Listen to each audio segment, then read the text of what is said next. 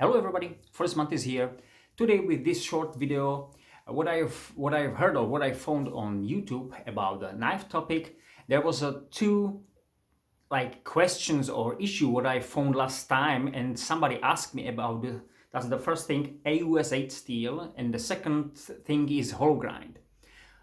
These things are usually used in, I believe, in not really, maybe for, I believe for today, not really a reality. The people which spoke or which talk about these two things, the AUS 8 steel and the hollow grind, probably gets information from from the past. So I said what I want to say. The first issue for on a hollow grind is, okay, the blade could chip or bend. First thing. The second thing is AUS 8 is old steel. It is not good, and these things. So let's go for something else. Of course, this could be good. This could be bad. I spoke about it many times, I believe, and it was connection with this my SOG or SOG, if you want, Trident, so flagship of that SOG company in the past. I don't know what they got now. Sharp as hell. So misconception one: a hollow grind. Hollow grind is definitely one of the, I said the best grind. Okay, we could just generally see it is very good grind. I said why? If the manufacturer or who makes the knife knows what to do, then there is no problem. I'll show you. So all SOG knives, I mean these Bowies, include the seal pups, which are Bowies, and I believe the SOG seals knives, I don't know how they call it, seal 2000, and these Tiger Shark, also hollow grind, also AUS 8. Okay, all of them have these hollow grind, like this one. Cold steel, my trusted one from the best folders I've ever had, and I know how this works because I did a video with that, with hard use, and this is really thin edge, really slicey, but there is a support on that. Go to that later. Okay, I got this one, this Williamson Despot Large. They got the medium version, which is made of same steel.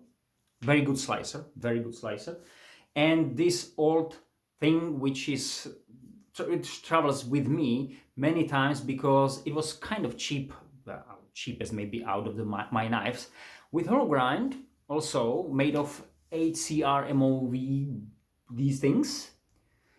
Again, relatively thin edge, supported by a relatively thick spine, 4.5 millimeters. This is less than 4 inches blade. 6 millimeters thick spine, 0.19 or 0.20. 7 millimeters thick spine, I don't know, more than 1/4 of an inch. And I couldn't forget this little guy. So when I did there are some marks from that from a pen. Would I try to measure something? Okay, hollow grinded. What I did with this, and it is laminated VG1, I believe, with 420, but it is hollow grinded. And what I did, I chopped branches like this one with that. Wow, it survives without any problems. No chipping, no nothing, simply nothing. Okay, so we go back to that. So what for is the hollow grind best in slicing? So many people says it is good for kitchen knives because it is easy to slice, but it is not exactly like that, because as I've learned from this my knife, which was the best knife, I used to have K-bar before this one. I sold a K-bar, but this one, you can't compare it with price. Absolutely, I could buy 4 K-bars in that time. 4 K-bars for this knife, for one of these. but I saw the K-bar band and that one, so that's why I sold it. I said, I don't want that crap for me. This one survives nearly everything, and we go back a little bit later to that, but it's hollow grinded, and because it's 7mm thick spine, I said, wow, it will be really nothing good slicer. Wow, it's sharp as hell. It slices. One of my best slicers ever. What I did, I changed a little bit. I changed the grind. I removed the secondary bevel and I came straight that. So I reduced that. It is like now. It is like you go to convex, straight to the 0 point or to 0.0, and this is hollow grinded, but just slightly now 2.0. So it slices like hell, really, and it survives everything. I used it for batoning, throwing, as I said, for food prep, for camping, for everything you can imagine, and it survives. Only what happened, I broke the tip, AUS 8 steel and hollow grind. I broke the tip, as I said many times, 5-6 millimeters, because I threw the knife to beach I said plank, but so that thick. That was really stupidity of mine, but okay, that's happened. But from the time I removed that thing and I changed the tip, and from the time even I threw with the knife many times for 13 meters, guys, for 30 meters. And of course, especially when I learned this one, not every single throw was success. So you can imagine what the impact should do with the knife, and it survives. Hollow grind AUS 8, excellent knife, excellent. I believe the best knife I have. Of course, I wish to have this knife in made of CPN 3V, but I believe the Bark River make these knives in 3V or similar knife, this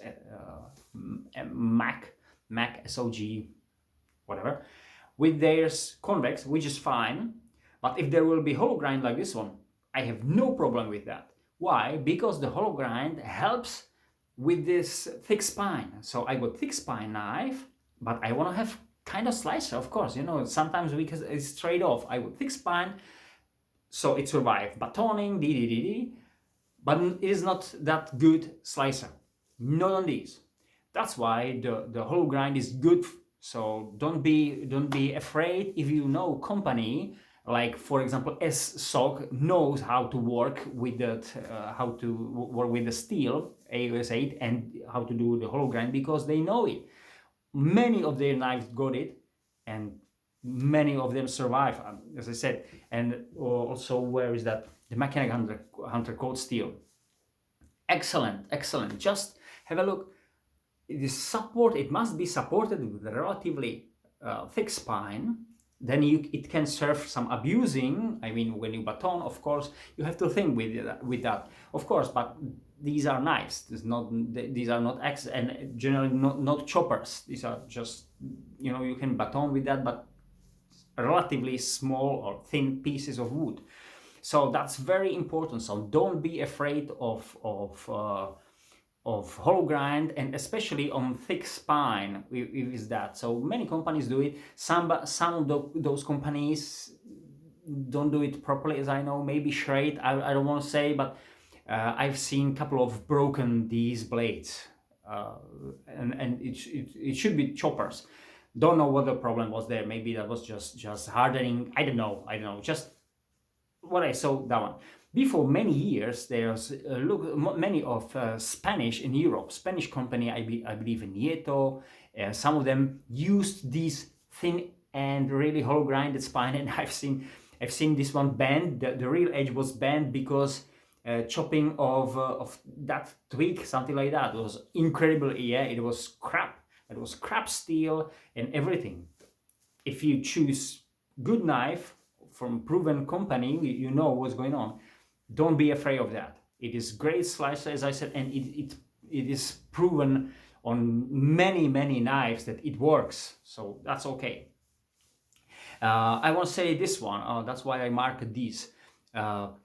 because there is a channel of Survival Lily, maybe you know that, and she's making her own knife on Taiwan and these things. Just have a look. It's very interesting.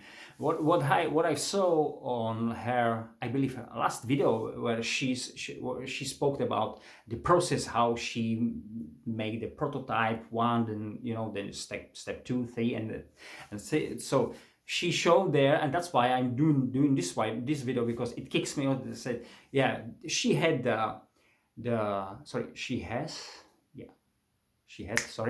English.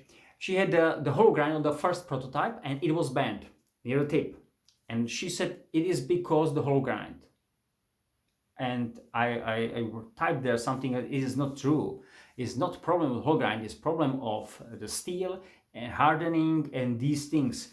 That's what I want to. That's why I marked here these. You can see these 2 lines.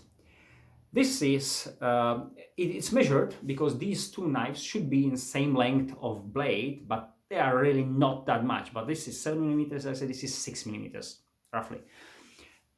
Here you can see also 2 marks. You can see them here. And these are on exactly the same position, but from the guard. Why? Because, as I said, I broke the tip, so it will be not fair to mark them here. The point is that the top one is 15 centimeters, so about 6 inches from the guard, and that one is the same on the other knife. Here on the thinner blade, 6 millimeters, there it is 20 thick blade, 20 thick blade. Here and on the rib, here it's 2 millimeter thick blade. Here on the top one is 2.2, so not really big deal. Okay, if I go 1 centimeter down to this one, wow, situation changing, because here it is 3 millimeters thick. You can see here how massive blade it is, and here on this one it is only 3 millimeters, so half millimeter, and it goes more.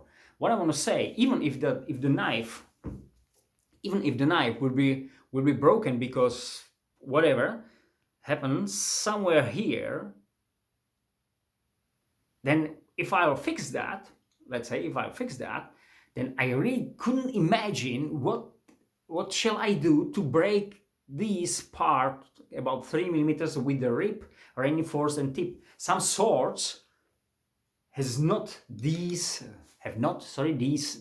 such thick spine, and they are made for trust, even for they're defending some, there is some, how to say, you when you fight with a sword, you expect that somebody will block your weapon with another sword, let's say, so that there can be damage.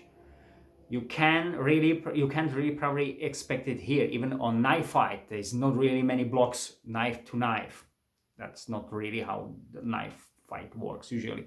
Okay, so that's the thing. So thick spine, as I said, supported thick spine. Here it is made, or is done with the rib here, and it's really strong tip now.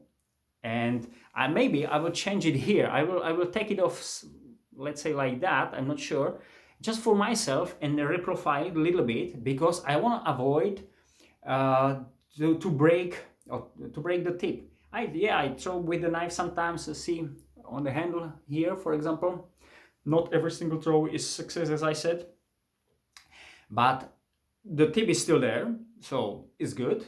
But I don't throw to the beach board or plank or something like that, how we call it, something big. So I choose different targets, but still, if on this knife, I'm really sure that this survives nearly every throwing I do. This one I'm not sure, but still proven steel and proven hollow grind. That's important. So what I want to say, it's not problem of that the hollow grind. When you go hollow grind, it breaks or it bends. No. Good manufacturer and everything should be alright. AUS 8 steel. AUS 8 steel is good steel because it has about 7.75 of carbon. So as a tough steel, it is like 1075 high carbon steel. Think the Condors make this knife Tops makes knife made of 1075 because they want to have their knife. These knives are that company said, okay, we want to sacrifice some edge holding, but we want to have more toughness on it. They put the 1075, and as if they do, as I said, Condor makes 1075 90% of their production. Okay, so it holds an edge good. It's not something special, of course. When you see the ropes test, okay, manual ropes, the AUS 8 really isn't the champion of that. Definitely not. But for your standard use, absolutely great. You can sharp it, forest. I would say outside. You're outside. You don't need something special. It can be pretty sharp. I said the poison sharp, because the poison sharp, like this one. I touched that and said, oh, be careful. This is not a toy, guys. And same I did here. Is very sharp. Actually, I tried yesterday how sharp I made it. I moved the grind a little bit, and it slices better than thinner blade. It slices better than these 5mm with the full flat. So this is 6 and C, but the hollow grind helps with that. Okay, there was relatively big the secondary bevel. That's why I moved the grinding, put the convex on it, and yeah, this is excellent. Same as this one, sharp as hell. Better slicer than Bark River Mini Aurora. Bark River Mini Aurora, so much money. I can buy 5Ds or maybe 4. Okay, I hold myself like 4Ds than Bark River Mini Aurora. So it is made of CPM 3V. Is it really that better than this one? Well, if I said I want a tougher knife, compare these, I go for this one. For this folder, made of AUS 8, I count as a tougher knife than the Mini Aurora made of CPM 3V. So that's reality what I've proven with this knife. I don't push the Mini Aurora to its limits. I believe this one also, but this is better option for me. This Williamson Despot, excellent slicer for so many applications like bushcraft, sometimes something in a kitchen, especially in a field, wood processing and food processing, excellent. As I said, it holds edge, excellent. If you prepare your camp and these things, you don't need to sharpen it. And if you want to, just take the leather, the one, or diamond or something, just the easy, these smooth, just put the fine edge on it. It's excellent. Of course, rust resistance is the thing. If you got 1095, 1075, I say, or 1095 is a higher step, you need to have a coating on it. Of course, you can care about that one. You got this knife made of AUS 8, or I put this one, 20 years old blade with me. Yes, see the scratches and these things, but that's it, because it is used blade. No rust. For over the 20 years I got this knife, no rust on it, and I use it winter, summer, spring, water, no water, all the conditions you can imagine. Not some Arctic, I don't live in that area, but in winter, yes. So in minus condition, minus 15, so yes, and everything, this one survives. As we speak about toughness of AUS 8, again, Major Furgol, I don't know exactly how to pronounce it, but Major Furgol got many videos, tests, and he had seal pup there. And as I said, I think it's 4.5mm thick blade with hollow grind, and it was incredibly strong for such a thin blade. You said it's like something like this one, I would say, but you see the hollow grind, that you see the relatively thin blade, 4.5mm. So we said, oh, okay, what he do? He stepped on that, and so many things, and it survives. I've seen many throws with the seal sock, tiger shark or something, some of these. I see many throws on the video, no problem. So I believe many different steels could break or do some problems, but not the AUS 8. If it's proven, if the company know what to do with the steel. You got not some crazy hardness on that. So I believe there are usually 57, 58 HRCs. I can't remember. I've seen AUS 8 hardened more than 58. Can't remember. Another company, Russian company, Kislyar Supreme, they got half of their production made of AUS 8, proven. This, as I said, Williamson used this one, and I believe there is some another company from other side of the world. I don't know which one was that, which use AUS 8 steel as a standard, because it is a good steel. Definitely not the best. Definitely not the best. But thing about money, as I said, this is made of AUS 8, new knife, and I paid for, I don't know how was that. I can 150 maybe. 150, I believe, US dollars for the knife. Which somebody said, okay, so that's too much money. Okay, I got it. But as I said, I got so many knives which I overpaid because the tax and shipping and these things. So if you live in USA, you can have more these things cheaper, more these knives cheaper. So this one, 150. The area where I live, how the price are going here with the knife, it was from the cheap side. So that's why I take for that. Definitely, okay, I'll put it in this way. Before 20 years, price was as high as 3Ds today for me. So you can imagine how much expensive this one was. AUS 8, AUS 8. In that time, super steel. Today, low end. Low end. No. I think some low mid-range steel, AUS 8. So don't be afraid. Whole grind. Don't be afraid of AUS 8, because they probably won't fail you if you don't do with this some crazy things. But anyway, you can break even the superior knife. There is a Rocksteed company, Japanese, which they make knife. It's very expensive. I don't think I will own any of them. But to be honest, I don't want even the shapes and everything looks practical. That's such expensive, so I won't take it. I'll be afraid to take it, let's say, outside the forest, because if something gonna happen, I don't want it. So that's why I stay here with that. I'm happy with these. Thank you for your attention. Have a nice time. Bye.